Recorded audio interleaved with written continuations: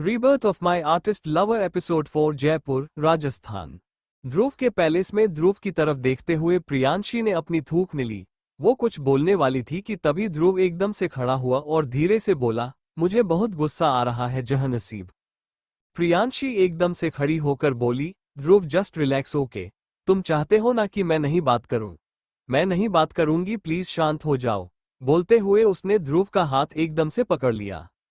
ध्रुव ने प्रियांशी को एकदम से अपने पास खींचा और उसकी आंखों में देखते हुए उससे बोला, जहानसीब अगर मुझे ऐसे इंसान तुम्हारे आसपास भी देखे तो ना तुम्हारी बात सुनी जाएगी, ना उनकी फरियाद सुनी जाएगी, सिर्फ और सिर्फ मौत दी जाएगी, और ये वादा है मेरा। प्रियांशी ने बिना कुछ बोले बस हाँ में सर हिला दिया। वो ध्रुव की गोल्डन आइस में देख रही थी, जो गुस्से से चमक रही थी। अचानक न जाने प्रियांशी को क्या हुआ, एकदम से पंजों के बल उठी और उसने ध्रुव के होठों पर अपने होंठ टिका लिए। प्रियांशी के ऐसा करते ही ध्रुव धीरे धीरे शांत होने लगा। उसने एकदम से प्रियांशी की कमर पर हाथ रखा और फिर उसे अपने पास खींचकर उसने उसे लिप टचिंग को किस में कन्वर्ट कर दिया। किस करते हुए ध्रुव ने प्रियांशी को वहीं पिला से लगा दिया और फिर उसके होठों को छोड़कर बोला, तुम मुझे वैसे ही शांत करती हो जहानसीब, जैसे हमेशा से करती आई थी। प्रियांशी एकदम से बोली, हमेशा से मतलब? बोलते हुए वो ध्रुव की आंखों में देख रही थी। ध्रुव कुछ बोलने वाला था कि तभी उसके पीछे से आवाज आई, हम बताते हैं ना, इसीलिए तो हैं हम। ये सुनते ही प्रियांशी ने एकदम से मैं गेट की तरफ देखा है, जहां पर जैद के साथ दक्षित खड़ा था। प्रियांशी ने सिर्फ और सिर्फ जैद को देखा था, उसे दक्षित के बारे में कुछ भी नहीं पता था। ध्रुव ने मुड़कर उन दोनों को देखा और फिर तेज आवाज में बोला, क्या कर रहे हो तुम दोनों यहाँ पर? किससे पूछकर आए हो तुम? जैद मुस्कुरा कर बोला, तुम्हारे अड्डे पर आने के लिए हमें किसी से पूछने की जरूरत नहीं है।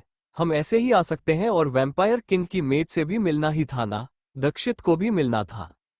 प्रियांशी धीरे से बोली, दक्षित कौन है? जैद दक्षित की तरफ इशारा करके बोला, ये है दक्षित, ध्रुव का भाई, दोस्त, कुछ भी बोलो मेरी तरह। दक्षित प्रियांशी को देखते हुए बोला, तुम वही हो आकांक्षी? प्रियांशी कंफ्यूजन से बोली, क्या? आपको शायद कोई मिसअंडरस्टैंडिंग हुई है। मेरा नाम प्रियांशी है, प्रियांशी शर्मा। और दक्षित बीच में बोला, मुझे पता है, बताने की जरूरत नहीं है। यहाँ पर कोई भी इंसान नहीं है। रिलैक्स। ओके, मैं भी इंसान नहीं हूँ, एंजल हूँ। प्रियांशी एकदम से बोली, रूहानी की तरह। जैद मुस्कुराते हुए बोला, तुम्हें याद है ध्रुव, हमें प्रियांशी से थोड़ी बातें करनी है, इजाजत मिलेगी? ध्रुव प्रियांशी का हाथ पकड़ते हुए बोला, बिल्कुल नहीं मिलेगी। बोलकर वो प्रियांशी को सीधे वहां से ऊपर बेडरूम की तरफ ले गया। दक्षित धीरे से बोला, ये तो बात ही नहीं करने दे रहा, फिर प्रियांशी को सब कुछ बताएंगे कैसे? जैद कुछ सोचते हुए बोला, अगर ये ध्रुव रायचंद है तो मैं भी जैद हूँ, इसी के साथ बड़ा हुआ हूँ, कहीं ना कहीं इससे मिलता जुलता भी हूँ, तो ये अपनी कोशिश करें, मैं अपनी कोशिश करूंगा। प्रियांशी की आंखों के सामने जो पर्दे हैं उन्हें हटाऊंगा और तुम इसमें मेरे साथ रहोगे। दक्षित कुछ पल रुक कर बोला, मैं तो हमेशा तुम्हारे साथ हूं, पर करेंगे कैसे? ध्रुव को प्रियांशी से दूर भेजना पड़ेगा। और जैद बीच में बोला, वो हमारा काम नहीं है। ध्रुव बेटा है तो उसका एक बाप भी है। ये सुनते ही दक्षित के फेस पर एक बड़ी सी स्माइल आ गई थी। वही ध्रुव प्रियांशी को बेडरूम में लेकर गया और गेट बंद करके वो प्रियांशी की तरफ मुड़ा, जो कंफ्यूजन से उसे देख रही थी। वो कुछ बोलती कि उससे पहले ध्रुव बोला, किसी की बात पर ध्यान देने की जरूरत नहीं है जहानसीब। प्रियांशी उसके पास जाते हुए बोली, ऐसे कैसे ध्यान ना दूं? तुम्हारे भाई है ना, वो तुम्हारे दोस्त हैं जो भी है। उन्होंने आकांक्षी कहा। कौन है आकांक्षी? मैं आकांक्षी नहीं हूँ, प्रियांशी हूँ, और आकांक्षी बहुत सिमिलर है, पर हूँ इस आकांक्षी मुझे जानना है। तुम्हारी कोई गर्लफ्रेंड? ध्रुव बीच में तेज आवाज में बोला, जहानसीब डोंट यू डेयर। प्रियांशी गुस्से में बोली, बस बहुत हो गया, तुम मुझे यहाँ लेकर आए हो, किस लिए लेकर आया मुझे जानना है। मैं हूँ क्या? तुम्हें प्यार है मुझसे, सामने से बोलो। इकरार है तो सामने से करो। ये आकांक्षी नाम की नई पहेली मेरे सामने क्यों खड़ी करवा रहे हो?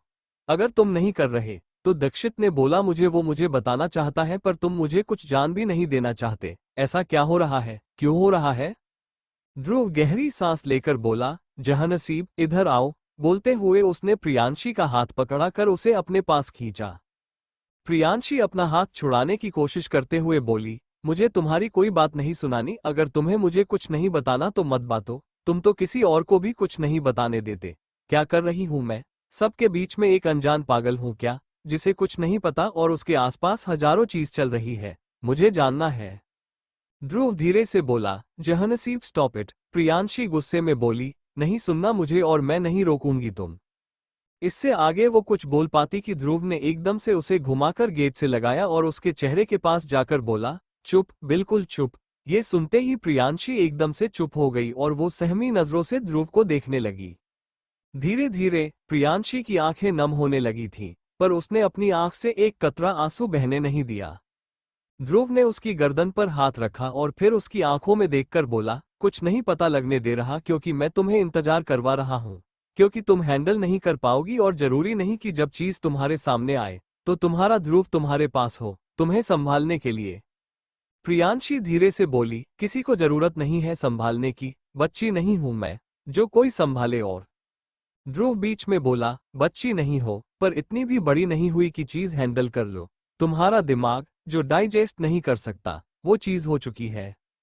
जब सुनोई तो सच नहीं लगेगा और जब पता चलेगा सच है तब दिमाग साथ नहीं देगा। क्या करोगी फिर? कैसे संभालोगी अपने इमोशनल चेंज को? जब चीज तुम्हारी आंखों के सामने चलेंगी तो कैसे झेलोगी? प्रियांशी कुछ पल रुक कर बोली, मैं तुम बताओ तो। पर इससे आगे उसके मुंह से कुछ निकल ही नहीं रहा था।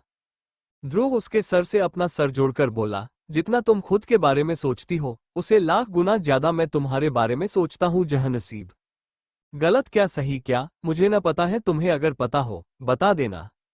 ध्रुव उसके गालों को सहलाते हुए बोला, सच ये है जहनसीब कि बहुत कुछ जानना है तुम्हें। सच ये है जहनसीब कि मैं खुद बताना चाहता हूं पर तुम्हारी फिक्र रोक रही है। मेरा दिल नहीं है पर फिक्र है, और तुम्हारी फिक्र मुझे तब भी रहेगी जब मैं मर जाऊंगा, जब मेरी रूह भी नहीं रहेगी। मैं अरसे से खुद से जरा लापता हूं, तुम्हें अगर मिलूं तो पता देना। प्रियांशी धीरे से बोली। ध्रुव। बोलते हुए उसने धीरे से ध्रुव के गाल पर हाथ रखा और फिर अपनी आंखें बंद कर ली। आंखें बंद करते ही उसकी आंखों के सामने कुछ मंजर आने लगे, जो कि ऐसे थे कि ध्रुव उसे एक अंगूठी पहना रहा था। वो अंगूठी पर्पल डायमंड की थी। ये याद आते ही उसने एकदम से अपनी आंखें खोली और उसकी नजरें ध्रुव की नजरों से जा मिला, जो खुद से गौर से देख रहा था। प्रियांशी धीरे से बोली, इंतजार करूंगी जब तक तुम नहीं बताओगे, ओके? पर अगर कोई सामने से आकर बताएगा तो मैं अपने कान भी बंद नहीं करूंगी। ध्रुव कुछ बोलने वाला था कि तभी उसके एक्सप्रेशन एकदम से बदल गए। वो प्रियांशी को देखकर उसे बोला, मुझे जाना होगा जहनसीब, अपना ध्यान रखना। बोलकर वो प्रियांशी से दूर हुआ और अगले ही पल वहां से गायब हो गया। प्रियांशी खुद से बोली, ये कहाँ चला गया? ठीक रहे, बोलकर उसने गहरी संसारी और फिर वो जैसे ही बेडरूम से बाहर निकली, जैद और दक्षित उसके सामने ही थे। जयपुर, राजस्थान। ध्रुव इस वक्त जंगल के बीचों बीच खड़ा था और वो आसमान की तरफ देख रहा था। तभी उसके पीछे से एक आवाज आई और वो बिना मुड़े बोला, मुझे यहाँ बुलाने की कोई खास वजह है? उसके पीछे से आवाज आई, बाप से बात कर रहे हो? बाप की नजरों में देखना जरूरी है। ये सुनते ही ध्रुव ने एकदम से मुड़कर राजवीर को देखा और बोला, अब बोलिए, मुझे बुलाने की वजह क्या है? ऐसे आपने डिस्टर्ब किया मुझे जानना है कि ऐसी कौन सी नौबत आ गई है कि हिल किंग को एक वैम्पायर किंग की जरूरत पड़ रही है। राजवीर उसकी आंखों में देखते हुए बोला, हेल किंग को किसी की जरूरत नहीं है, पर किसी और को है। डार्क को तुमसे मिलना है और तुम्हें उससे मिलना होगा। ध्रुव सार्कास्टिकली बोला, वो इतना आज्ञाकारी तो मैं कभी था नहीं कि आप बोलो और मैं सुन लूं, और अब तो आज्ञाकारी बनने में मुझे कोई इंटरेस्ट भी नहीं है। तो आपको कैसे लग गया कि मैं आपकी बात सुन लूंगा? राजवीर उसकी तरफ बढ़ते हुए बोला, सुनना पड़ेगा, जानते हो ना, डार्क से मिलना पड़ेगा, तुम उनकी बात नहीं काट सकते। ध्रुव बिना किसी भाव के बोला, मेरा कोई लेना देना नहीं है, मेरी अपनी एक अलग दुनिया है। I am the vampire king, हिल मेरा नहीं है, कुछ भी नहीं है। राजवीर ने एकदम से ध्रुव के कंधे पर हाथ रखा। ध्रुव की आंखें लाल होने लगी। ये देखते ही राजवीर के फेस पर एक अजीब सी स्माइल आ गई। वो धीरे से बोला, खुद को अलग करना चाहते हो, पर अंश तो मेरे ही होना, कहां तक जाओगे? अपनों की पहचान तुम्हारे अंदर का हर हिस्सा करता है, इसे कैसे रोकोगे? ध्रुव 2 कदम पीछे हटकर बोला, अपनों की पहचान है और अपने दिख रहे हैं, तभी तो अपनी पर विश्वास नहीं, क्योंकि अपनों का काम है छोड़ देना, धोखा देना, उम्मीद लगवाना और फिर कुछ ऐसा करना कि उम्मीद भी शर्मा जाए। बोलते हुए ध्रुव की आंखें अभी भी लाल थी और वो राजवीर को घूर रहा था। राजवीर गहरी सांस लेकर बोला, ध्रुव शांत। ध्रुव एकदम से बोला, नहीं, बिल्कुल नहीं, बहुत शांत रह चुका हूं मैं। अब अशांति फैलाने के लिए मैं वापस आया हूं। और अब ऐसी अशांति फैलेगी कि कयामत कांपेगी। ये कायनात भी पूछेगी कि क्यों मुझे छेड़ा, और ये वादा है मेरा एक हेल किंग से। राजवीर कुछ बोलने वाला था कि ध्रुव वहां से एकदम से गायब हो गया। उसके गायब होते ही राजवीर ने अपनी नजरें चारों तरफ घुमाई और फिर उसने आसमान की तरफ देखा। मौसम बिगड़ जा रहा था, जो कि ध्रुव के गुस्से का अंजाम था। राजवीर धीरे से बोला, तुम्हारा गुस्सा इस कायनात को छेड़ता है, इसीलिए कायनात तुम्हारे खिलाफ खुद है। क्या होगा जब जंग ही कायनात से हो? डार्क से तुम मिलोगे, मुझे पता है। वहीं दूसरी तरफ से ध्रुव के पैलेस में जैद और दक्षित इस वक्त प्रियांशी के साथ पैलेस की लाइब्रेरी में थे। उन तीनों के सामने कॉफी टेबल पर एक बुक रखी हुई थी, जिसके ऊपर वेरोनिका लिखा हुआ था, और वो तीनों कॉफी टेबल के चारों तरफ से फ्लो पर ही बैठे हुए थे। प्रियांशी धीरे से बोली, वेरोनिका। उसकी इतना कहते ही सारे पर्दे उड़ने लगे थे और बाहर से तेज हवाएं अंदर आने लगी थी। दक्षित ने एकदम से अपना हाथ आगे बढ़ाया और सारी खिड़कियां बंद हो गई। प्रियांशी ने एक बार दक्षित को देखा और धीरे से बोली, अमेजिंग, पर ये वेरोनिका, ये नाम मुझे जाना पहचाना क्यों लग रहा है, मतलब? जैद बीच में बोला, क्योंकि तुम्हारी माँ है। ये सुनते प्रियांशी की आंखें हैरानी से बड़ी हो गई और वो जैद को देखते हुए बोली, माँ, पर मेरी माँ तो मर चुकी है, मुझे पापा ने बताया था कि। दक्षित बीच में बोला, वो तुम्हारे सगे बाप नहीं है, मतलब है इस नॉट योर फादर प्रियांशी, उन्होंने सिर्फ और सिर्फ तुम्हें पाला है। ये सुनते ही प्रियांशी ने एक बार दक्षित को देखा और फिर जैद को। उसे कुछ भी समझ नहीं आ रहा था। प्रियांशी एकदम से बोली, नहीं, ऐसा नहीं हो सकता। क्या बोले जा रहे हो तुम? वो मेरे पापा हैं। तुम क्या कहना चाहते हो कि मेरे पापा हैं ही नहीं? How is this possible? Zaid, आप तो इन्हें कुछ बोलो। ये क्या बोल रहे हैं कि? इतना बोलते ही वो रुक गई और फिर वो अपनी आंसू भरी आंखों से दक्षित को देखने लगे। जैद गहरी सांस लेकर बोला, दक्षित सच बोल रहा है Priyanshi, Abhinav Sharma is not your father. Priyanshi धीरे से बोली, क्या ऐसा हो सकता है मेरे पापा? इतना बोलते ही वो रुक गई। जैद ने प्रियांशी का हाथ अपने हाथ में लिया और उससे बोला, मेरी बातों का विश्वास करो, जो बता रहा हूं। अच्छे से सुनना और प्लीज खुद को शांत रखना। अगर तुम्हें कुछ हुआ तो ध्रुव हमें जान से मार सकता है। प्रियांशी एकदम से बोली, नहीं मारेगा, वो तुम दोनों पर जान छिड़कता है। बोलते हुए उसके चेहरे पर कंफ्यूजन नजर आने लगी। वो खुद से बोली, ये मैं क्या बोल रही हूँ? प्लीज, तुम दोनों सब कुछ अच्छे से क्लियर करो, वरना मैं पागल हो जाऊंगी। बोलते हुए उसने लाचारी से जैद और दक्षित को देखा। दक्षित प्रियांशी की आंखों में देखते हुए उससे बोला, सबसे पहले अपने बारे में जान लो। तुम अभिनव शर्मा की बेटी नहीं हो।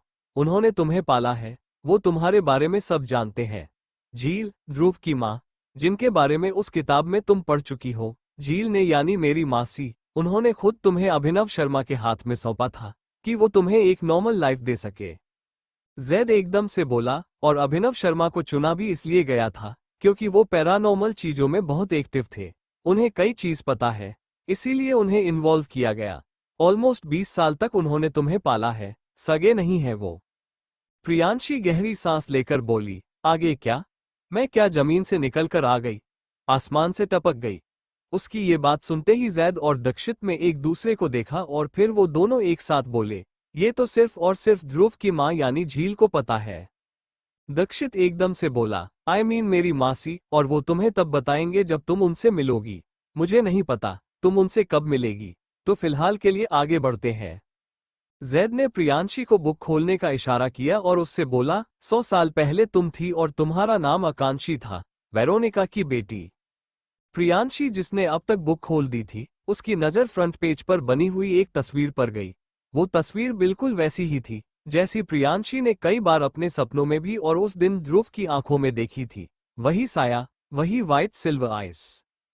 उस तस्वीर के नीचे बोल्ड लेटर्स में वेरोनिका लिखा हुआ था, the princess of hell. Priyanshi धीरे से बोली, प्रिंसेस? राजवीर वही है ना, हेल किंग? तो ये प्रिंसेस कैसे है? मुझे समझ नहीं आया। जैद उससे बोला, डार्क वो है जिसने हेल बनाया है, वेरोनिका उनकी बेटी है। वो हमेशा से हेल की क्वीन बनना चाहती थी, राज करना चाहती थी।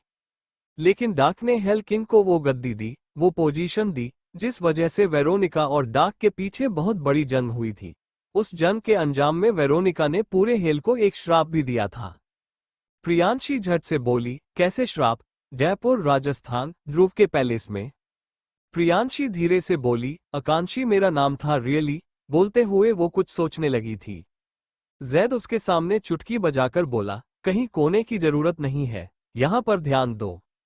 प्रियांशी एकदम से बोली, मैं यहीं पर ध्यान दे रही हूं। आकांक्षी मेरा नाम था और वो श्राप वो क्या था? कौन सा श्राप दिया वेरोनिका ने पूरे हेल को? जैद कुछ पल रुक कर बोला, वेरोनिका ने डार्क की कसम खाकर, डार्क की आंखों में आंखें डालकर पूरे हाल को ये श्राप दिया था कि जो भी हेल किंग की गद्दी पर बैठेगा, जिसका सीधा मतलब था कि राजवीर हेल किंग कभी भी उसे मार नहीं पाएगा। हेल किंग अपनी आंखों के सामने अपने परिवार के बर्बादी देखेगा। हेल किंग को श्राप मिलना मतलब पूरे हाल को श्राप मिलने, क्योंकि वो वहां के राजा है।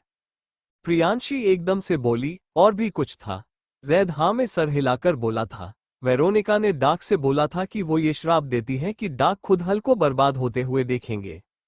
प्रियांशी हैरानी से बोली, वॉट? तो उसे कोई रोक नहीं सकता? अगर हेल बर्बाद हो गया तो क्या होगा? दुनिया के कुछ रीति है, कुछ रिवाज है। स्वर्ग और नरक ये दो रास्ते हैं, अगर नरक खत्म हो जाएगा तो स्वर्ग में तो हर कोई चला जाएगा। इससे तो कायनात का नियम टूटेगा। जैद उसे देखते हुए बोला, एग्जैक्टली इसलिए वेरोनिका ने एक कंडीशन ये भी रखी कि कोई एक ही होगा जो पूरे हेल को बचा पाएगा और कोई एक ही होगा जो उसका अंत कर पाएगा, और वो कौन है उस वक्त कोई नहीं जानता था। उसके बाद से वेरोनिका वहां से गायब हो गई और उसका कुछ अता पता नहीं था। प्रियांशी धीरे से बोली, कोई एक मतलब ध्रुव? दक्षित हल्का सा मुस्कुराकर बोला, बिल्कुल, द वैम्पायर किंग, ध्रुव रायचंद तुम्हारा दीवाना और वेरोनिका का अंत। प्रियांशी अचानक से बोली, मैं ध्रुव से मिली उस वक्त मतलब 100 साल पहले। मुझे थोड़ा बहुत याद आता है कि हम दोनों एक साथ थे। मुझे वो साया वो वेरोनिका दिखती है, लेकिन मुझे कुछ अच्छे से समझ नहीं आता। प्लीज एक्सप्लेन कर दो। जैद गहरी सांस लेकर बोला, ध्रुव ने तुम्हें पहली बार देखा था, तुमने नहीं देखा था उसे। उसके बाद से तुम दोनों की कहानी शुरू हुई। दूसरी बार मिलना किस्मत थी। किस्मत तुम दोनों को खुद मिलना चाहती थी, पर यह कायनात तुम दोनों को विदा करना चाहती थी। दक्षित सामने रख बुक का पेज पलटते हुए बोला, इस पन्ने को ध्यान से देखो। ये सुनते ही प्रियांशी ने उसे पन्ने को गौर से देखा, जिस पर उसकी तस्वीर थी और उसके नीचे बोल्ड लेटर्स में आकांक्षी लिखा हुआ था। वो तस्वीर बिल्कुल वैसी थी जैसी प्रियांशी अभी थी। वही चेहरा, वही आंखें, वही हंसी और वही मासूमियत। प्रियांशी ने एक और पन्ना पलटा, इसमें उसके बारे में लिखा हुआ था। वो पढ़ते हुए बोली, आकांक्षी वेरोनिका का अंश, जिससे वेरोनिका ने अपनी पावर से अपने फायदे के लिए बनाया एक मनमोहित चेहरा जो किसी को भी फंसा सकता है।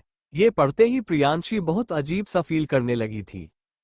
तभी जैद उससे बोला, वेरोनिका ने तुम्हें पैदा नहीं किया, मतलब ये कोई नेचुरल प्रेगनेंसी वाली चीज नहीं है। उसने तुम्हें बनाया है, तुम उसका अंश हो क्योंकि उसने तुम्हारे अंदर खुद को इन्वेस्ट किया है। वेरोनिका की कमजोरी हो तुम प्रियांशी, अगर तुम मरी तो वेरोनिका भी मर सकती थी। प्रियांशी एकदम से बोली, ठीक है, क्या मतलब? जैद बोला, ठीक है, ये मतलब कि उसके दिल का एक हिस्सा तुम्हारे अंदर था। जब तुम धड़कती थी तो वेरोनिका सही थी। उसने तुम्हें बनाया था अपने एक मकसद के लिए, क्योंकि वो बदले की आंख में बैठी थी। जैसे ही ध्रुव बड़ा हुआ, ध्रुव लोगों की नजरों के सामने आया, एक पावरफुल डेमन के तौर पर, जिसे आगे चलकर शायद हेल किंग भी बना था। तब जाकर वेरोनिका ने तुम्हारा इस्तेमाल किया। प्रियांशी अचानक से बोली, इसका मतलब ध्रुव का और मेरा मिलना इत्तेफाक था, लेकिन हमारा प्यार एक साजिश था। मुझे पता था क्या इन चीजों के बारे में? मैं उस वेरोनिका के साथ शामिल थी। मैं ध्रुव को धोखा तो नहीं? दक्षित बीच में बोला, नहीं, बिल्कुल भी नहीं। तुमने उसे कोई धोखा नहीं दिया। तुम इन चीजों से बहुत अनजान थी। हम तुमसे मिले थे उसी वक्त। हमें पता था ध्रुव तुम्हारे लिए पागल था, पागल है। दीवानगी का सुरूर उसके सर पर चढ़ा था, तो तुम भी आशिकी में कुर्बान थी। प्रियांशी गहरी सांस लेकर बोली, अच्छी बात है कि मैंने धोखा नहीं दिया। अगर ऐसा कुछ हुआ होता तो मैं खुद को कभी माफ नहीं कर पाती। मेरा ध्रुव, मैं उसे कभी देखा भी नहीं पाती।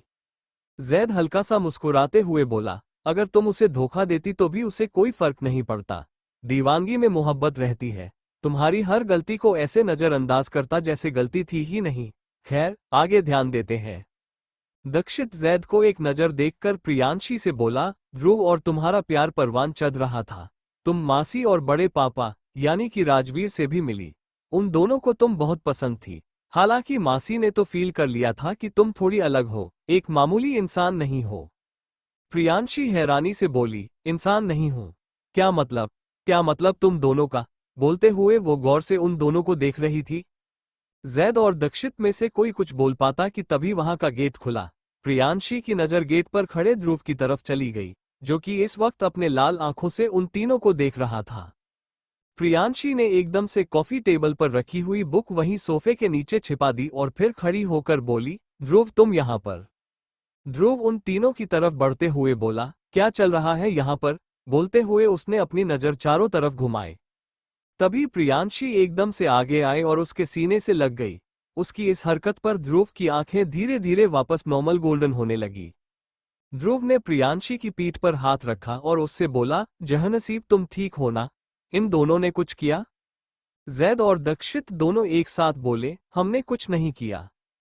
प्रियांशी उससे अलग होकर बोली, हाँ किया ना। इन दोनों मुझे डरा रहे थे, तुम्हारे बारे में ऐसी चीज बता रहे थे कि तुम लोगों को मारते हो। खून का तो ये मुझे पता है, और ये बोल रहे थे कि तुमने बहुत अजीब तरीके से मारते हो। मतलब? ध्रुव बीच में बोला, ये क्या सुन रहा हूं मैं? बोलते हुए उसने जैद और दक्षित को देखा, जो कि ऑलरेडी कंफ्यूजन से प्रियांशी को देख रहे थे। प्रियांशी अचानक से बोली, इन्हें जाने दो ना, हम दोनों यहाँ पर टाइम स्पेंड करेंगे। वैसे भी तुम ठीक नहीं लग रहे। ध्रुव कुछ पल रुक कर बोला, तुम हो ना जहनसीब, मैं खुद ब खुद ठीक हो जाऊंगा। बोलकर उसने फिर से प्रियांशी को अपने सीने से लगाया और फिर जैद और दक्षित वहां से चले गए। बाहर आते ही दक्षित बोला, प्रियांशी ने झूठ क्यों बोला? जैद आई रोल करते हुए बोला, तुम्हारा दिमाग खराब है क्या? अगर वो सच बोलेगी तो ध्रुव कुछ करने देगा। वो वैसे भी नहीं चाहता कि प्रियांशी इस वक्त कुछ भी जाने, क्योंकि उसे लगता है कि प्रियांशी हैंडल नहीं कर पाएगी। लेकिन मुझे गलत फीलिंग आ रही है कि वो सब संभाल लेंगे। दक्षित अचानक से बोला, और अगर नहीं संभाल पाए, कोई गलती कर बैठी तो? जैद बिना किसी भाव के बोला, जो होगा देखा जाएगा। जो उसका गुस्सा भी देख लेंगे और प्रियांशी को संभालने की कोशिश भी कर लेंगे। अभी चलो यहां से। जयपुर, राजस्थान। ध्रुव के पैलेस में ध्रुव और प्रियांशी इस वक्त सोफे पर बैठे हुए थे। ध्रुव गौर से प्रियांशी को देख रहा था, वहीं प्रियांशी इधर उधर देख रही थी। वो अचानक से बोली, तुम मुझे ऐसे क्यों देख रहे हो, जैसे कुछ बोलना चाहते हो, कुछ पूछना चाहते हो? ध्रुव उसका हाथ अपने हाथ में लेते हुए बोला, कुछ नहीं पूछना जहनसीब, बस जानना है कि तुम कुछ छुपा तो नहीं रही। प्रियांशी झट से बोली, मैं तुमसे क्या छुपाऊंगी? कुछ भी नहीं छुपा रही। तुम्हें लग रहा है कि मैं तुमसे कुछ छुपा रही हूं। बोलते हुए वो ध्रुव की आंखों में देखने लगी। ध्रुव ने कुछ पल प्रियांशी की आंखों में देखा और अगले ही पल उसने उसे एकदम से अपने पास खींचा लिया। प्रियांशी का चेहरा ध्रुव के चेहरे के बेहद करीब आ चुका था। वो दोनों एक दूसरे की आंखों में देख रहे थे। ध्रुव ने प्रियांशी के चेहरे पर आते हुए बालों को हटाया और फिर धीरे से बोल, आई ट्रस्ट यू जहनसीब, इस दुनिया में सबसे ज्यादा मुझे तुम पर विश्वास है। सबने तो विश्वास तोड़े, तुमने तो हर बार निभाया है, आगे भी निभाओगी है ना? प्रियांशी धीरे से बोली, सब ने तोड़ा है। ध्रुव उसके सर से अपना सर जोड़ते हुए बोला, इस कदर तोड़ा है कि जुड़ना नामुमकिन सा लगा था। फिर तुम वापस आ गई, मेरी दुनिया में आए हो, मेरी बनकर आए हो, तो सब कुछ जुड़ता हुआ सा नजर आ रहा है। प्रियांशी अचानक से बोली, मैं कभी तुम्हारा विश्वास नहीं तोड़ूंगी, वादा है मेरा।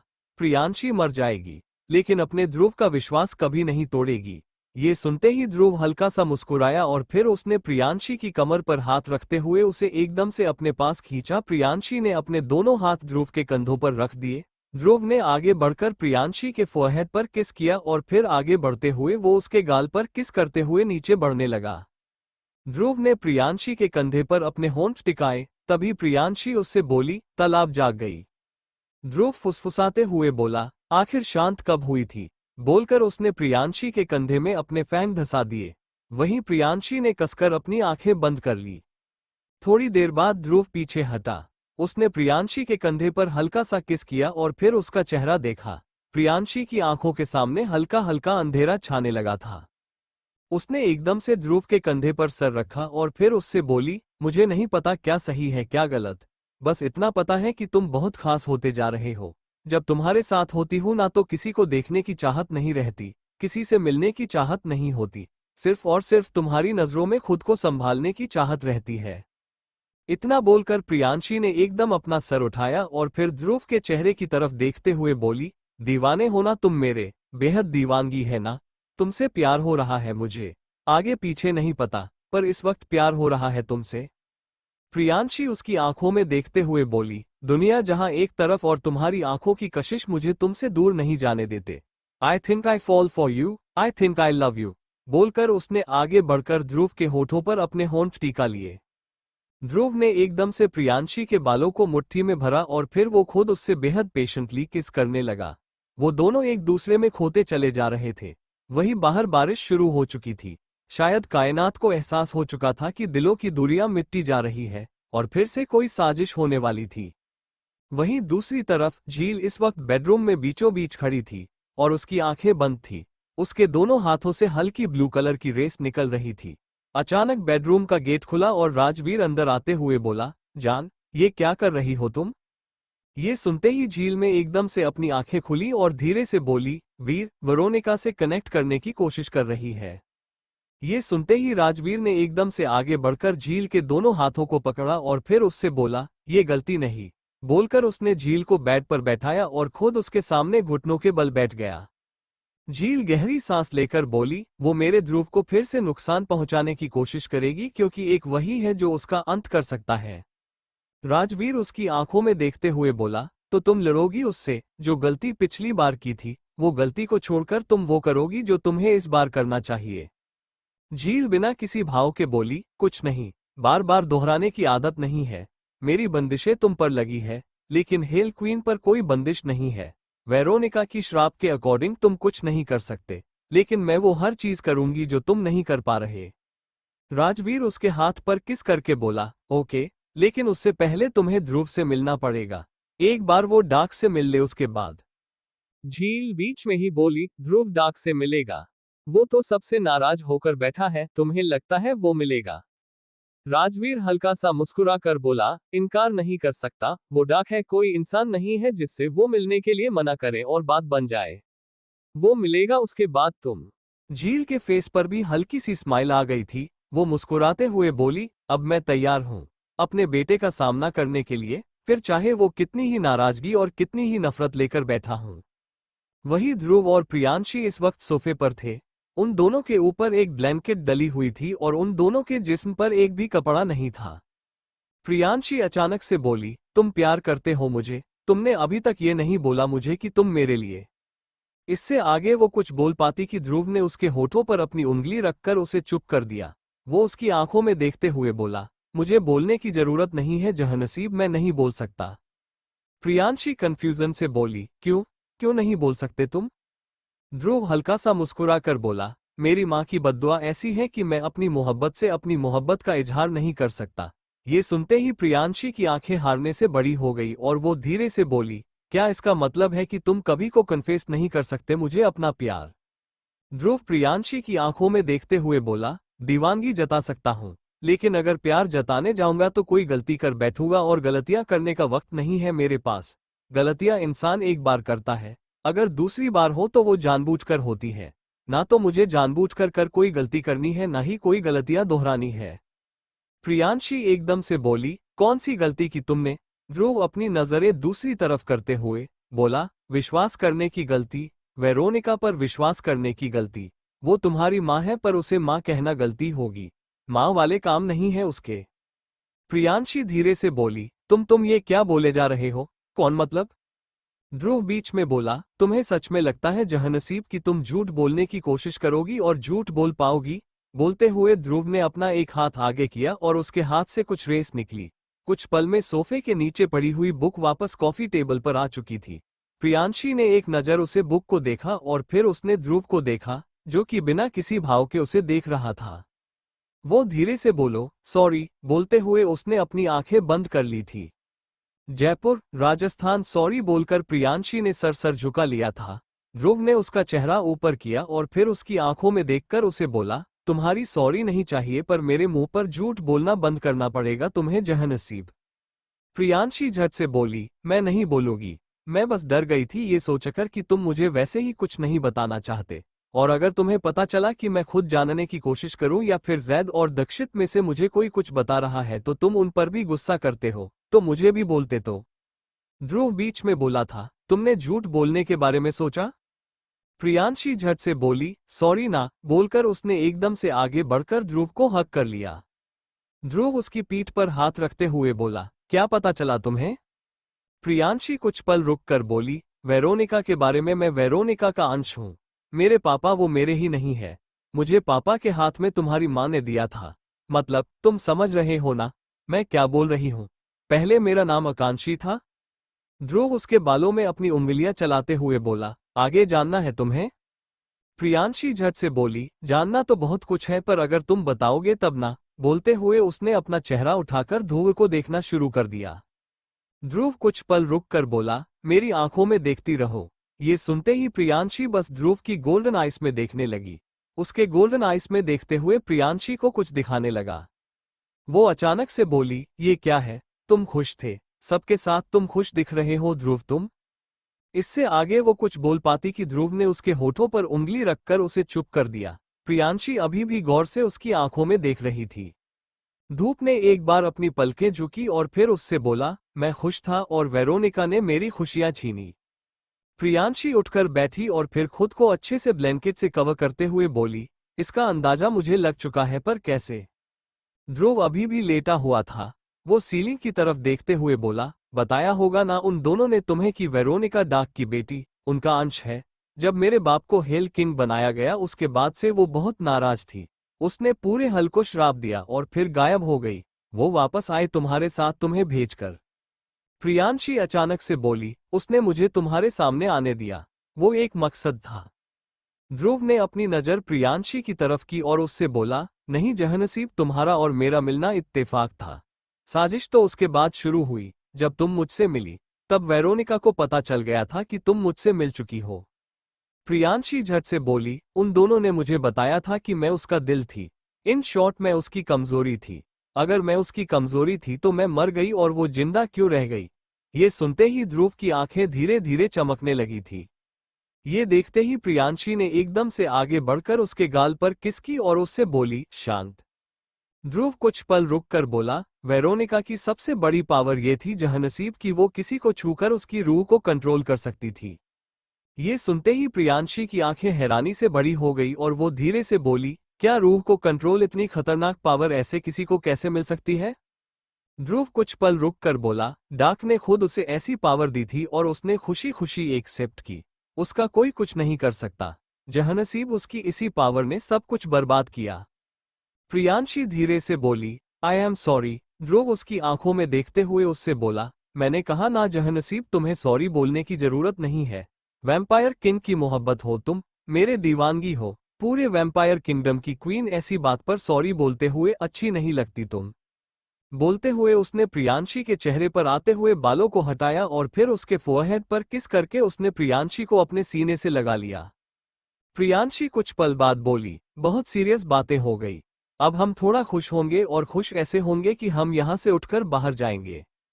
बोलते हुए वो एकदम से उठकर बैठी और फिर बैठते हुए ही वो अपने कपड़े पहनने लगी और ध्रुव उसे बेहद अलग नजरों से प्रियांशी को देखने लगा। प्रियांशी ने ध्रुव की नजरों को देखा और फिर धीरे से बोली, ध्रुव ऐसे देखना बंद करो प्लीज। ध्रुव अपनी भौहें चढ़ाते हुए बोला, क्यों? क्यों बंद करूं जहनसीब? तुम्हें कुछ अलग सा एहसास हो रहा है तुम्हें? प्रियांशी गहरी सांस लेकर बोली, एहसास ऐसा हो रहा है कि ऐसा लग रहा है तुम कुछ करोगे। मतलब तुम कर चुके हो पर मुझे नहीं पता। बोलते हुए वो एकदम से खड़ी हो गई और फिर खिड़की के पास चली गई। ध्रुव ने अपने कपड़े पहने और फिर वो सीधे प्रियांशी के पास गया। प्रियांशी ने अब तक खिड़की खोल दी थी। बाहर से ठंडी ठंडी आई हवाएं उसके चेहरे को छूते हुए पीछे जा रही थी। ध्रुव ने प्रियांशी को पीछे से अपनी बाहों में भरा और फिर उसके कान में बोला, जो तेरी जुल्फे यूं हवाओं से लहरा रही है, जो तेरी आंखें सामने के नजरों को अपनी आंखों में बसा रही है, जो तेरे चेहरे पर भीनी भीनी सी मुस्कान अपना पहरा लगा रही है, जो तेरे पूरे चेहरे पर एक नूर सी बरसा रही है, जाने क्यों मुझे मेरी दीवानगी का एहसास दिला रही है। ये सुनते ही प्रियांशी के दिल की धड़कनें एकदम से बढ़ चुकी थी। उसने ध्रुव का हाथ कसकर पकड़ा और फिर अपनी आंखें बंद कर ली। ध्रुव ने अपना सर झुकाकर प्रियांशी के कंधे पर हल्का सा किस किया और फिर उसे अपनी तरफ घूमकर बोला, कहाँ जाना है मेरे जहनसीब को? प्रियांशी ने अपनी आंखें खोलकर ध्रुव को देखा और फिर धीरे से बोली, पहाड़ों के बीच मिट्टी की भी नहीं खुशबू में मुझे मेरे तुम्हारे के साथ रहना है। कुछ वक्त अकेलेपन का, कुछ वक्त साथ रहने का, उन एहसासों में एक दूसरे के एहसासों में खोने का। समझ आया? ध्रुव ने बिना कुछ बोले प्रियांशी को एकदम से अपने पास खींचा और फिर उसकी आंखों को अपने हाथ से ढककर उसने चुटकी बजाई। अगले ही पल उसने प्रियांशी की आंखों से अपना हाथ हटाया। प्रियांशी ने जैसी चारों तरफ देखा, उसकी आंखें हैरानी से बड़ी हो गई। इस वक्त वो पहाड़ों के बीच में थी। उसके चारों तरफ पेड़ पौधे थे, कई तितलियां, चिड़िया आप वहां पर उड़ रहे थे। वहां पर गीली मिट्टी की भीनी भीनी खुशबू आ रही थी, जो उसे जगह को और खास बना रही थी। साथ था वहां पर एक झरना और सामने एक टेंट लगा हुआ था। प्रियांशी चारों तरफ देखते हुए बोली, मैंने बस बोला और तुमने मेरी विश पूरी कर दी। कोई ऐसे कैसे कर सकता है? बोलते हुए उसने अपनी नजर ध्रुव की तरफ की। ध्रुव अपना दोनों हाथ फैलाकर बोला, ध्रुव रायचंद कुछ भी कर सकता है। तुम मानकर देखो, तुम्हारे कदमों में जन्नत का टुकड़ा लाकर रख दूं। जो तुम चाहकर देखो, तो तुम्हारी चाहत के अरमानों में खुद की दुनिया सजाकर रख दूं। प्रियांशी धीरे से बोली, इतना प्यार कैसे कर सकते हो तुम? इतनी दीवानी कैसे हो सकते हो कि मेरा इंतजार कर गए और मेरे आने के बाद भी नहीं रख रहे, इजहार नहीं कर सकते? लेकिन फिर भी बता रहे हो कि दीवानगी मुझे कहीं ज्यादा है, इजहार नहीं कर सकते। फिर भी सुना रहे हो कि दीवाना तुमसे बड़ा नहीं है कोई। ध्रुव उसकी आंखों में देखते हुए बोला, इधर आओ। ये सुनते ही प्रियांशी एकदम से जाकर ध्रुव के सीने से लग गई और उसने अपनी आंखें बंद कर ली। ध्रुव अचानक से बोला, अगर आंसू बहे तो मेरा वादा याद रखना जहनसीब। प्रियांशी झट से बोली, मैं नहीं रोने वाली। वैसे ये तो गलत बात है ना, तुमने मुझे ना रोने की धमकी दी। मैं तुमसे ऐसा कौन सा वादा लूं, क्योंकि मेरे पास तो कोई पावर सी नहीं है। मतलब पहले बोला था कि मैं नॉर्मल इंसान नहीं हूं, लेकिन अब तो मैं नॉर्मल इंसान हूं। बोलते हुए उसने सर उठाकर ध्रुव को देखा। उसकी बात सुन ध्रुव मन में बोल, इंसान और तुम इंसान कभी नहीं हो सकती, जहनसीब कभी नहीं।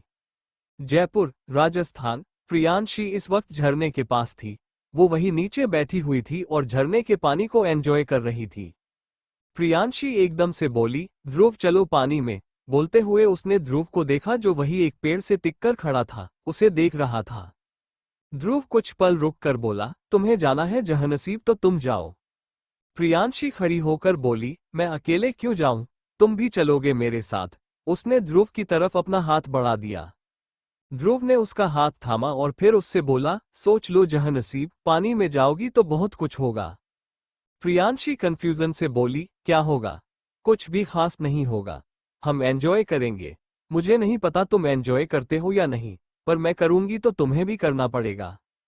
बोलकर वो ध्रुव का हाथ पकड़े हुए उसे सीधे ढलान से नीचे ले जाने लगी। झरने के नीचे के पानी तक प्रियांशी को पहुंचना था, जिसके लिए ढलान क्रॉस करना था। कुछ पल में प्रियांशी ध्रुव को वहां ले आई थी। ऊपर से झरने का पानी गिर रहा था।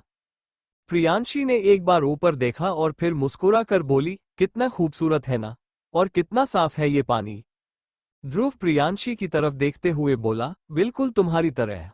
प्रियांशी ने एकदम से ध्रुव को देखा और उससे बोली, क्या मतलब? ध्रुव ने उसे एकदम से अपने पास खींचा और फिर उससे बोला, सीधा मतलब, जहनसीब पानी साफ है, बेहद खूबसूरत है, बिल्कुल तुम्हारी तरह साफ सुथरा, ना छल से वास्ता, ना दुनिया के फरेब से कोई राबता। प्रियांशी मुस्कुराते हुए बोली, वो तो है, अब तुम वैम्पायर किंग हो, लेकिन तुम्हारी जहनसीब तो ऐसी है और हमेशा ऐसे ही रहेगी। बोलकर वो उससे दूर हुई और फिर सीधे झरने की तरफ चली गई। ध्रुव गहरी सांस लेकर बोला, मैं तो खुद चाहता हूं कि तुम हमेशा ऐसे ही रहो, हमेशा। वही प्रियांशी सीधे पानी के नीचे खड़ी हुई और धीरे धीरे वो भीगने लगी। ध्रुव की नजरें प्रियांशी के चेहरे से होते हुए उसकी पूरी बॉडी पर जा रही थी। प्रियांशी वही पानी में घूमने लगी। उसने एक बार फिर से ध्रुव को देखा और फिर मुस्कुराते हुए एकदम से उसकी तरफ बढ़ गई। प्रियांशी ध्रुव के सामने आकर उससे बोली, पहले का नहीं पता पर अब तो तुम्हें आना ही पड़ेगा। बोलकर वो ध्रुव का हाथ पकड़कर उसे खींचते हुए अपने साथ पानी के नीचे ले गई। प्रियांशी ने पानी ध्रुव पर मारना शुरू कर दिया। ध्रुव बिना किसी भाव के वैसे ही खड़ा था और प्रियांशी को देख रहा था, जो हंसते मुस्कुराते हुए सब कुछ एंजॉय कर रही थी। प्रियांशी को ऐसे खुश देखकर ध्रुव की आंखों के सामने कुछ मंजर आ रहे थे। प्रियांशी अचानक से बोली, क्या पहले भी हम ऐसे कभी साथ में एंजॉय करते थे? बताओ ना, मुझे जानना है। ध्रुव ने एकदम से उसके चेहरे को अपने हाथों में भरा और फिर उससे बोला, हमने बहुत कुछ किया है साथ, पर प्रियांशी तुम्हें नहीं जानना है, बल्कि तुम्हारे साथ नहीं यादें बनानी है। पुरानी यादों के बारे में जानकर मुझे कुछ अलग फील होगा, तुम्हें दर्द होगा। मुझे तुम्हें दर्द नहीं देना, इसलिए कोई पुरानी बात नहीं। मैं हूं ना तुम्हारे साथ, हम नहीं यादें बना सकते हैं। उसकी बात सुन ध्रुव हल्का सा मुस्कुराया और फिर आगे बढ़कर उसने प्रियांशी के फोरहेड पर किस किया। प्रियांशी ने एकदम से आंखें बंद कर ली। इस वक्त दोनों के ऊपर झरने का पानी गिर रहा था। वो दोनों पानी में पूरी तरीके से भीगे हुए थे। थोड़ी देर ऐसे ही पानी में मस्ती करने के बाद ध्रुव ने प्रियांशी को पानी से बाहर निकाला और फिर उससे बोला, बस बहुत हो गया जहांनसीब, और नहीं। प्रियांशी मुंह बनाते हुए बोली, ऐसे थोड़ी होता है, सिर्फ अभी तो मैंने शुरू किया था। I mean. ध्रुव बीच में बोला, यू मीन नथिंग जहांनसीब, और नहीं। बोलकर वो उसे खींचते हुए टेंट की तरफ ले गया। प्रियांशी एकदम से रुककर बोली, थोड़ी देर और। ये सुनते ही ध्रुव एकदम से उसकी तरफ मुड़ा और फिर अगले पल उसने एक चुटकी बजाई। उसके ऐसा करते ही वहां बारिश होने लगी।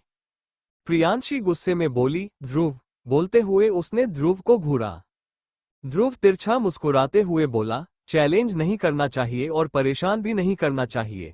अब तुम खुद आओगी या तुम्हें बारिश में भीगना है? बोलकर वो खुद टेंट की तरफ बढ़ने लगा। प्रियांशी एकदम से बोली, मैं आ रही हूं। बोलकर आगे बढ़कर उसने ध्रुव का हाथ पकड़ लिया। ध्रुव प्रियांशी को टेंट में लेकर गया और अब तक अचानक से बारिश बंद हो गई। प्रियांशी ने एक बार बाहर देखा और फिर धीरे से बोली, तुम ना बहुत बुरे हो। बोलते हुए उसने ध्रुव को देखा। ध्रुव ने प्रियांशी को एकदम से अपने पास खींचा और उसकी आंखों में देखकर बोला, बुरा था नहीं जहांनसीब, पर अब बुरा बनना पड़ेगा। तुम्हें दिखाना पड़ेगा कि कितना बड़ा बुरा बन सकता हूँ। उसकी बात सुनते ही प्रियांशी की आंखों के सामने वो जैसलमेर की रात याद आ गई और वो झट से बोली, नहीं, मुझे कुछ भी नहीं जानना, बस ये सब छोड़ो।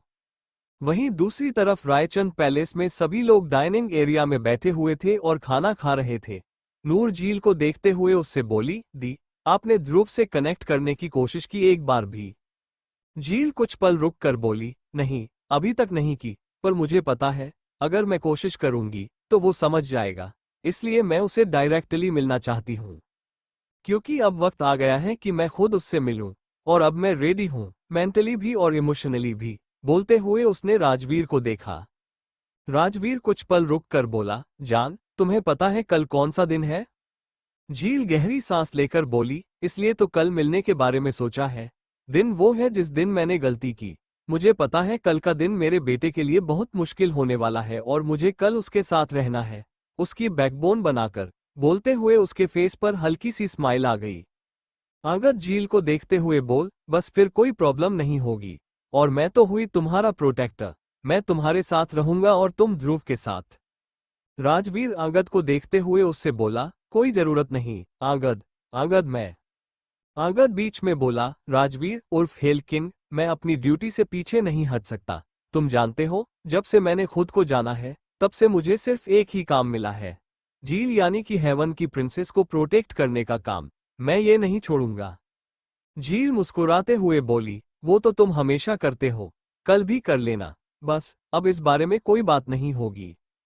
नूर के नजरें अचानक से दक्षित की तरफ चली गई, जो कि कहीं खोया हुआ था। वो खाना नहीं खा रहा था, बस अपनी प्लेट की तरफ देखते हुए कुछ सोच रहा था। ये देखकर नूर मन में बोली, कुछ तो गड़बड़ है। थोड़ी देर बाद सभी ने अपना खाना खत्म कर लिया। नूर दक्षित को ढूंढते हुए बाहर गई तो उसने देखा कि दक्षित चांद की तरफ देख रहा था और उसके चेहरे पर एक हल्की सी स्माइल तक नहीं थी, जबकि दक्षित की आदत थी हर वक्त मुस्कुराने की। नूर दक्षित के पास जाकर बोली, क्या हुआ है? दक्षित ने नूर को देखा और फिर उससे बोला, mom, I am not feeling good. पता नहीं, अजीब सा लग रहा है मुझे, आई डोंट नो मैं। नूर बीच में बोली, शांत, बिल्कुल शांत। बोलकर उसने दक्षित को वही बेंच पर बैठाया और फिर खुद उसके पास बैठकर बोली, अब बताओ मुझे कि क्या फील हो रहा है? तुम्हें कोई नेगेटिव एनर्जी फील हो रही है? दक्षित अचानक से बोला, नेगेटिव नहीं मॉम, सिर्फ नेगेटिविटी होती तो बात अलग होती। वरोनिका फील हो रही है मुझे। ये सुनते ही नूर की आंखें हैरानी से बड़ी हो गई। वो धीरे से बोली, व्हाट? वो यहाँ आसपास नहीं, ऐसा नहीं हो सकता। मुझे दी को बताना पड़ेगा, जीजू को बताना पड़ेगा, ये बहुत बड़ी बात है। दक्षित नूर को देखते हुए उससे बोला, बहुत बड़ी बात है मोम, इसलिए मुझे टेंशन हो रही है। मुझे वो बहुत स्ट्रॉन्ग फील हो रही है। I don't know why. ऐसा लग रहा है कि वो देख रही है। वो दूर है, इतनी पास नहीं है। लेकिन मेरी पावर ऐसी है कि मैं उससे बहुत स्ट्रांगली फील कर रहा हूं। वो मुश्किल से 1 किलोमीटर की रेंज में है। नूर कुछ सोचते हुए बोली, अगर वेरोनिका की जगह कोई और हुआ तो? वेरोनिका खुद क्यों आएगी? उसे ये सब करने की जरूरत नहीं है। वो चाहती तो डायरेक्टली अटैक कर सकती, मतलब। दक्षित बीच में बोला, नहीं कर सकती मॉम, पहले भी जब हम यहाँ पर आए थे, जब भी ऐसा फील हुआ था, और उस वक्त बड़े पापा ने पूरे पैलेस के चारों तरफ एक कवच बनाया है, जिसे वेरोनिका ब्रेक नहीं कर सकती, आप जानती हैं। नूर कुछ पल रुक कर बोली, ओके ध्रुव से कनेक्ट करो, उसे इन्फॉर्म करो। दक्षित अचानक से बोल, मोन कुछ बिखरेगा तो नहीं? नूर तुरंत बोली, कुछ बिखरने नहीं दिया जाएगा। हम सब एक साथ हैं ना, कुछ नहीं होगा और मैं जा रही हूं। बोलकर वो खड़ी हो गई। दक्षित उसे देखकर बोला, कहाँ जा रही हो आप? नूर हल्का सा मुस्कुराकर बोली, अपने किंग उर्फ वैम्पायर किंग से मिलने। आई एम आल्सो वैम्पायर और वो मेरा किंग है, उसे मिलना पड़ेगा। ध्यान रखना। बोलकर नूर वहां से चली गई। प्रियांशी इस वक्त टेंट में आराम से सो रही थी और ध्रुव उसे देख रहा था। प्रियांशी के लिए ध्रुव ने यहाँ पर बहुत सारी चीजें अरेंज की थी और प्रियांशी अब धीरे धीरे ध्रुव की पावर को एक्सप्लोर कर रही थी, जिस वजह से वो बहुत खुश थी। ध्रुव ने प्रियांशी के चेहरे पर आते हुए बालों को धीरे से हटाया और फिर खुद से बोलाए, इजहार करने की चाहत है, पर इजहार कर नहीं सकता। यही तो मेरी खासियत है। और इससे आगे वो कुछ बोल पाता कि तभी बाहर से आवाज आई, जिसे सुनते ही ध्रुव की आंखें एकदम से रेड हो गई। ध्रुव तुरंत टेंट से बाहर गया और सामने देखकर वो बोला, क्या कर रही है आप यहाँ पर? बोलते हुए उसकी आंखें नॉर्मल हो चुकी थी। नूर मुस्कुराते हुए बोली, वेलकम द वैम्पायर किंग, आपने अपनी शपथ पूरी की और आप आ चुके हैं। मैं थोड़ी लेट हूँ, पर पूरा वैम्पायर वर्ल्ड आपका इंतजार करता है। ध्रुव अपने दोनों हाथ बांधकर बोला, मुझे नहीं आना इस वक्त वहां पर। नूर अपना सर झुकाकर बोली, पर उस किंगडम को उसके किंग की जरूरत है। वैम्पायर किंग की जरूरत है जो यहाँ पर अपनी मेट के साथ है। सबको जानना है कि उनकी क्वीन कौन है। इसका मतलब ये है कि आपको प्रियांशी के साथ अपने किंगडम वापस आना होगा। ध्रुव अचानक से बोला, मासी। ये सुनते ही नूर में एकदम से कर उठाकर ध्रुव को देखा और फिर मुस्कुराकर बोली, अगर मासी बोल रहे हो तो you can hug me. I mean can I hug you? ये सुनते हैं ध्रुव ने अपने दोनों हाथ फैला दिए। नूर एकदम से आगे बढ़ी और वो ध्रुव के सीने से लग गई। ध्रुव ने नूर के सर पर किस किया और फिर बोला, हेल किन की जान कैसी है? नूर ने सर उठाकर ध्रुव को देखा और बोली, उनकी जान तुम्हारी माँ है, योर मदर वो who gave you birth. Dhruv sarcastically बोला, और हु गिव मी ए कस? पैदा तो कर दिया, लेकिन मैं ये नहीं भूलने वाला कि मुझे इस कंडीशन में लाने वाली भी वही है। नूर धीरे से बोली, नाराज थी, वो ऑप्शन नहीं था, तुम्हें बचाना था। ध्रुव हल्का सा मुस्कुराकर बोला, कमाल है ना मासी, अपने बेटे को बचाने के लिए उस एक माँ ने अपने बेटे का दिल उसे छीन लिया। अपनी नाराजगी में वो ये भूल गई कि मैं अपनी मोहब्बत से अपनी दीवानगी का इजहार ना कर पाऊं। पता है दिल तो नहीं है, लेकिन फिर भी अंदर कुछ टूटता है जब मेरी जहनसीब मेरे सामने होती है और मुझे ये नहीं कह सकता कि उसका दीवाना उससे कितनी मोहब्बत करता है। नूर ध्रुव के चेहरे को अपने हाथों में भरकर बोले, शांत। ध्रुव नूर को देखकर उससे बोला, मैं बहुत शांत हूं। मुझे पता है कि हेल किंग की जान आखिर प्लान क्या कर रही है। मुझसे मिलना चाहती है, वो मिलने दो। अगर कल मिलने के बारे में सोच रही है तो मासी उन्हें बता दीजिएगा। उद्धरण चिन्ह। जितने आंसू उन्होंने अपनी पूरी जिंदगी में नहीं बहाए होंगे, उतने आंसू कल उनकी आंखों से बहेंगे मेरी आंखों के सामने। नूर कुछ बोलती कि तभी टेंट के अंदर से प्रियांशी की आवाज आई, जो बोल रही थी कि ध्रुव ध्रुव कहाँ चले गए तुम? बोलते हुए प्रियांशी बाहर आए और सामने नूर को देखकर वो बोली, ऑथर नूर, आप वही हैं ना जिन्होंने वो बुक लिखी थी ध्रुव के पेरेंट्स के ऊपर? नूर एक नजर ध्रुव को देखकर बोली, बिल्कुल, मैं ध्रुव की मासी हूं। और प्रियांशी बीच में बोली, मुझे पता है, आप भी इंसान नहीं हो। यहाँ पर कोई इंसान है नहीं। आप पक्का कुछ ना कुछ हो। ये सुनते ही नूर तिरछी नजरों से ध्रुव को देखने लगे। Thank you for listening. मुझे उम्मीद है आपको यह स्टोरी पसंद आई होगी। अगर आपको पसंद आई है तो प्लीज लाइक और कमेंट करना ना भूलें और मोर स्टोरीज के लिए सब्सक्राइब करें। मिलते हैं नेक्स्ट वीडियो में।